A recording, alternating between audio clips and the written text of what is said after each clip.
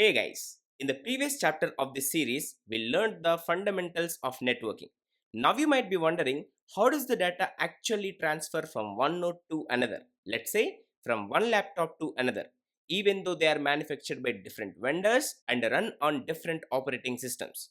In this chapter, let us try to understand the OSI model by actually looking at how a simple request to google.com travels through all the 7 OSI model layers. We will also explore how the OSI model differs from the TCP IP model with real-time examples. So without any further delay, let's get started.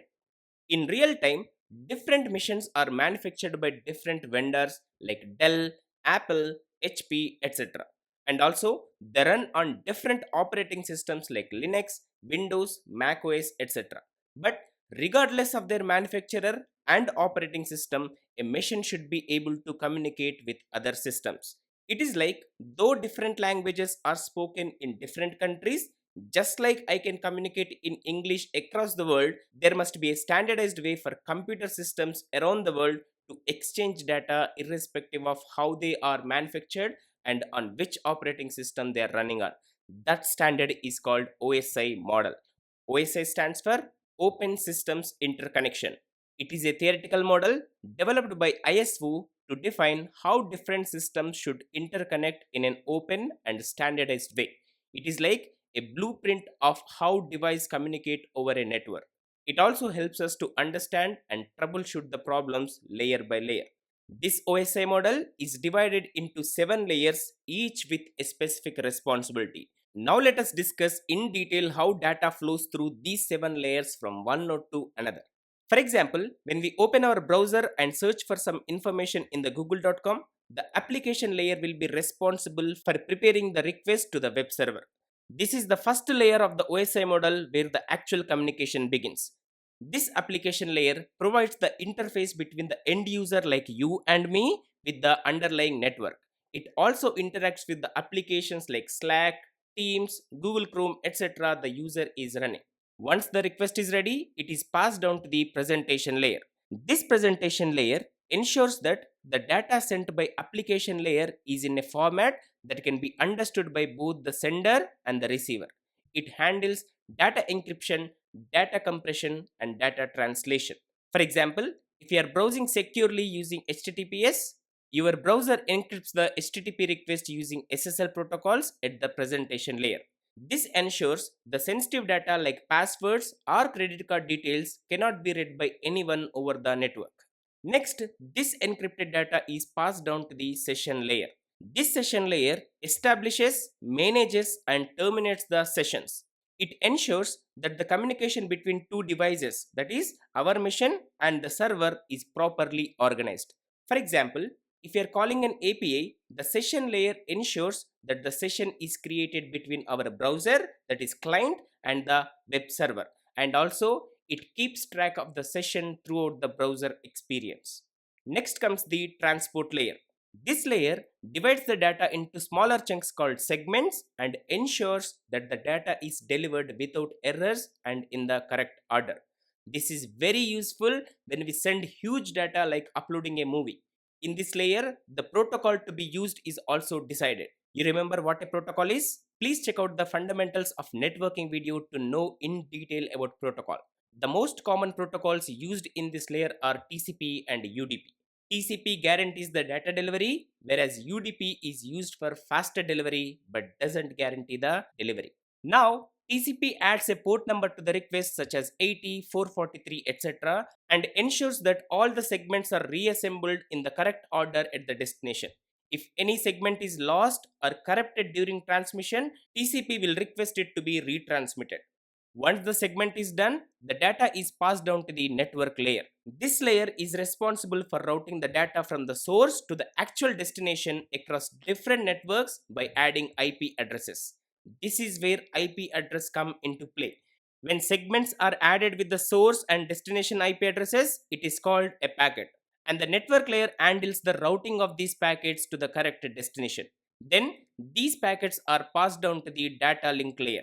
This layer ensures the reliable transfer of data between two directly connected nodes. It takes the data from network layer and packages it into frames by adding MAC addresses for local delivery. A MAC address is unique to each device and doesn't change. So, at the layer 4, which is transport layer, the data chunk is called the segment, and when the source and destination IP addresses are added to that segment, it is called as a packet at layer 3, and when the MAC address is added to the packet, it is called as frame at the layer 2. We can understand the difference between segment, packet, and frame with an analogy. Imagine we are sending a gift to one of our friends. This gift is the actual data. For that, we wrap the gift nicely, and this wrapper is called segment, ready to be sent. Now we write our friend's home address and also return address on the box. This turns our wrapped gift into a packet. Now the postal system knows where to deliver it. This is like adding source and destination IP address to the segment. Now, finally, the courier company attaches their own barcode and routing information for the local network delivery. Now, this entire package with all the labels becomes a frame. Here, adding barcode can be compared to adding MAC address for the local delivery. So now, this entire frame is ready to travel through the local delivery trucks. In the same way, the data we are sending are divided into segments first, and when we add an IP address to a segment, it becomes a packet, and when we add a MAC address to a packet, it becomes a frame. Now, these frames are passed down to the physical layer. This layer transmits raw bits over a physical medium such as copper wires, fiber optics, or wireless connection. It deals with the transmission and reception of raw bits by converting them into electrical, optical, or radio signals depending on the medium they used. If we are using Ethernet cables, the data is transmitted as electric signals over the network cable, where each bit is represented by electrical signal. If we are using Wi-Fi, the data is transmitted as radio waves. Now when the data finally reaches the web server, the reverse process happens. Each layer on the receiving side unwraps one layer at a time. Like the layer 1 converts the signals to the bits, and the layer 2 reassembles the Ethernet frames, and the layer 3 reconstructs the IP packet, and the layer 4 reorders the TCP segments and checks for the errors. And the layer 5 maintains the sessions while the data comes in.